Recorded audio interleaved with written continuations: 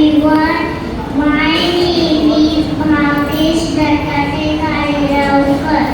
Today I am going to speak about Chhatrapati Shivaji Maharaj. Chhatrapati Shivaji Maharaj was a great ruler and a brave warrior. He was born on 19 February 1630 at Shivnari Fort in Maharashtra. His father name was Saji Bhosle and mother name was Jijabai. He was the founder of the Maratha Empire. He always believed in equality and justice. He died on 3rd April 1680.